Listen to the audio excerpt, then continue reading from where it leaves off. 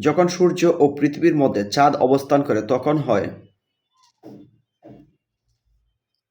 সূর্যগ্রহণ। কোনটি স্তন্যপায়ী প্রাণী নয়?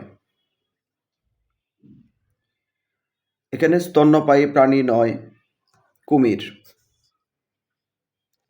মহানন্দা কোন নদীর উপনদী? মহানন্দা হচ্ছে পদ্মা নদীর উপনদী।